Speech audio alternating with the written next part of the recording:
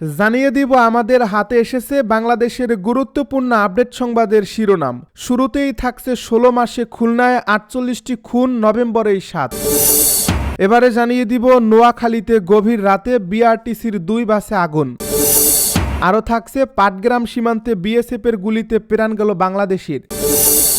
এদিকে শাপলাকলি প্রতীকের নিবন্ধন সনদ পেল এনসিপি। সব শেষে জানিয়ে দিব ক্যালিফোর্নিয়ায় মার্কিন যুদ্ধবিমান বিধ্বস্ত। এতক্ষণ শুনছিলেন হাতে থাকা আপডেট সংবাদের শিরোনাম, এবারে বিস্তারিত।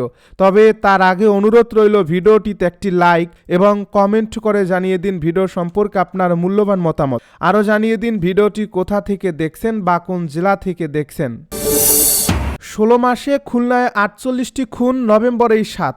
জুলাই গণ অভ্যুত্থানের পর গত ১৬ মাসে খুলনায় ৪৮ জনকে হত্যা করা হয়েছে। এর মধ্যে সন্ত্রাসীদের অভ্যন্তরীণ বিরোধ, মাদক ও আধিপত্য বিস্তারের জেরে হত্যা করা হয়েছে ২০ জনকে। কেবল গত নভেম্বর মাসেই ৭ জনকে হত্যা করা হয়েছে। একের পর এক হত্যাকাণ্ডে ভয় আর আতঙ্কের নগরীতে পরিণত হচ্ছে খুলনা। দিনে দুপুরে আদালত এলাকার মতো জনবহুল জায়গায় হওয়া সাম্প্রতিক হত্যাকাণ্ড সাধারণ মানুষকে আরও উদ্বিগ্ন করে তুলেছে। পুলিশের তথ্য বলছে, গত ১৬ নভেম্বর দুপুরে নগরীর ৩১ নম্বর ওয়ার্ডের কমিশনার কালভার্ট এলাকায় বাড়ির মধ্যে নানি মহিতুন্নেসা, তার নাতি মুস্তাকিম এবং নাতনি ফাতিহাকে হত্যা করা হয়। ওই রাতেই করিমনগরের নিজ বাড়ির ভেতর আলাউদ্দিন মৃধা নামের এক যুবককে গুলি ও কুপিয়ে হত্যা করা হয়। ২৭ নভেম্বর রাতে খালিশপুর ফেয়ার ক্লিনিকের সামনে ছুরিকাঘাতে হত্যা করা হয় ইমন নামের এক যুবককে। সর্বশেষ রবিবার আদালত চত্বরে আরও ২টি খুনের ঘটনা ঘটল। একের পর এক খুনে উদ্বিগ্ন নাগরিক সংগঠন ও রাজনৈতিক দলগুলো বিভিন্ন কর্মসূচি পালন করছে। ধারাবাহিক হত্যা ও সহিংস ঘটনার প্রতিবাদে খুলনা মহানগর বিএনপির পক্ষ থেকে প্রতিটি ওয়ার্ড বিক্ষোভ সমাবেশ কর্মসূচি পালিত হচ্ছে। এছাড়া আইন শৃঙ্খলা পরিস্থিতি অবনতির প্রতিবাদে গত শনিবার নগরীতে মানববন্ধন কর্মসূচি পালন করছে আইন অধিকার বাস্তবায়ন ফোরাম। তার একদিন পরেই আরও ২টি নৃশংস হত্যাকাণ্ড ঘটল। সংশ্লিষ্টরা জানান, ৯০-এর দশকের শেষের দিকে চরমপন্থীদের অভয়ারণ্যে পরিণত হয়েছিল খুলনা। নতুন শতাব্দীর শুরুতেও তা বহাল ছিল। বোমা মেরে অথবা গুলি করে মানুষ হত্যা নিয়মিত ঘটনায় পরিণত হয়। চরমপন্থী সন্ত্রাসীদের হাতে প্রাণ হারায় সাংবাদিক সহ অসংখ্য মানুষ। পরবর্তী সময়ে তৎকালীন ৪ দলীয় জোট সরকার দক্ষিণাঞ্চল সহ সারা দেশের সন্ত্রাস দমনে র্যাব গঠন করে। যৌথ বাহিনীর সমন্বয়ে শুরু হয় operation clean heart, operation spider web. এসব অভিযানে অধিকাংশ চরমপন্থী নিহত হন, অনেকে গ্রেপ্তারও হন। ধীরে ধীরে শান্তি ফিরে আসে খুলনা সহ গোটা দক্ষিণাঞ্চলে। খুলনার আইনশৃঙ্খলা পরিস্থিতি স্বাভাবিক করতে আবারও বিশেষ অভিযান শুরুর দাবি জানিয়েছেন নাগরিকের নেতারা। খুলনা মেট্রোপলিটন পুলিশের কমিশনার জুলফিকার আলী হায়দার বলেন, বেশিরভাগ হত্যার কারণ উদ্ঘাটন করা হয়েছে, জড়িতদের গ্রেপ্তার করে বিচারের আওতায় আনা হয়েছে। এই হত্যার সঙ্গে জড়িতরাও দ্রুত গ্রেপ্তার হবেন। নোয়াখালীতে গভীর রাতে বিআরটিসির ২ বাসে আগুন। নোয়াখালীর সদর উপজেলার সোনাপুরে বিআরটিসি ডিপোতে থাকা ২টি বাসে আগুন দিয়েছে দুর্বৃত্তরা। এতে বাস ২টি পুড়ে গেছে। বুধবার দিবাগত রাত ২:৩০টার দিকে উপজেলার সোনাপুর বিআরটিসির ডিপোতে এই ঘটনা ঘটে। বাস ডিপো সূত্রে জানা গেছে, অন্য দিনের মতো সোনাপুর বিআরটিসি ডিপোতে ২১টি বাস ছিল। রাত ২:৩০টার দিকে ২টি বাসে আগুন দিয়ে দুর্বৃত্তরা সটকে পড়ে। টের পেয়ে স্থানীয় এলাকাবাসী ও মাইজদি ফায়ার স্টেশনের ২টি ইউনিট ঘটনাস্থলে পৌঁছে আগুন নিয়ন্ত্রণে আনে। এর মধ্যে গুলবাহার ও মালতী নামের নোয়াখালী বিজ্ঞান ও প্রযুক্তি বিশ্ববিদ্যালয়ে চলাচলকারী ২টি বাসে আগুন পুড়ে যায়। সোনাপুর বিআরটিসি ডিপোর ম্যানেজার মোহাম্মদ আরিফুর রহমান তুষার জানান, খবর পেয়ে আমি ঘটনাস্থলে চলে আসি। সুদারাম ফায়ার সার্ভিসের ২টি ইউনিট ঘটনাস্থলে এসে দ্রুত আগুন নিয়ন্ত্রণে আনে। অগ্নিকাণ্ডের কারণ তদন্ত শেষে জানা যাবে। সুদারাম থানার ওসি মোহাম্মদ কামরুল ইসলাম বলেন, খবর পেয়ে পুলিশ ঘটনাস্থলে পরিদর্শন করে। এখনও পুলিশ ঘটনাস্থলে রয়েছে, বিষয়টি খতিয়ে দেখা হচ্ছে। পাটগ্রাম সীমান্তে বিএসএফের গুলিতে প্রাণ গেল বাংলাদেশির।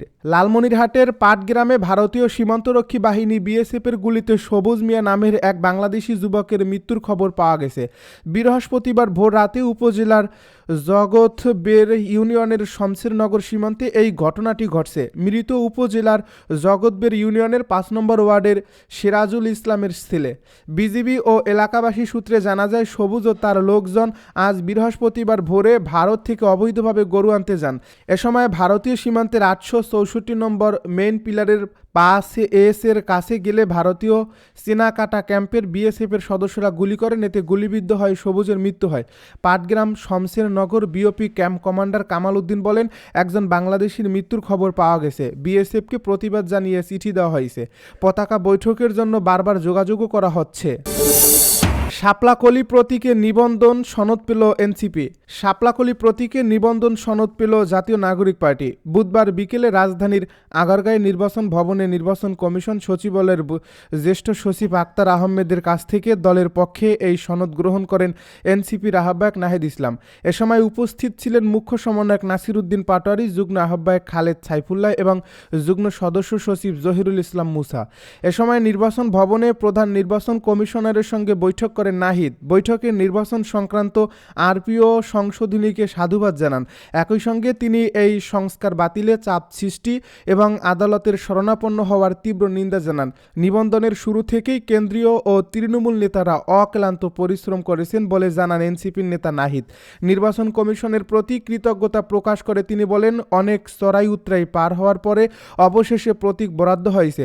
শাপলাকলি প্রতীকে এনসিপি এবারের নির্বাচনে অংশ নেবে। নাহিদ উল্লেখ করেন, প্রত্যেক দলকে স্ব প্রতীকে নির্বাচন করতে হবে। এই প্রস্তাবনা থেকেই ইসিকে সরে না আসার আহ্বান জানানো হয়েছে। একটি বিশেষ দল সরকার ও বিভিন্ন প্রতিষ্ঠানকে চাপ দিয়েছে এক মার্কায় নির্বাচনের জন্য এবং আদালতকে ব্যবহার করে এখন এই সংস্কার প্রস্তাবনা বাতিলের চেষ্টা করা হচ্ছে। এনসিপি এই বিষয়ে ইসিকে শক্ত অবস্থানে থাকার জন্য বলছে। নির্বাচনে অর্থ ও ক্ষমতার প্রভাব নিয়ে গভীর উদ্বেগ প্রকাশ করছে এনসিপি। নাহিদ বলেন, হলফনামায় প্রার্থীর তথ্য যাচাই বাছাই করার জন্য ইসিকে বলা হয়েছে। এছাড়াও অর্থ ব্যয়ের বিষয়ে ইসি যেন কঠোর অবস্থান নেয়। যারা কালো টাকা ছড়াবে তাদের বিরুদ্ধে যেন দ্রুত ব্যবস্থা নেওয়া হয় সে বিষয়ে বলা হয়েছে। ক্যালিফোর্নিয়ায় মার্কিন যুদ্ধবিমান বিধ্বস্ত।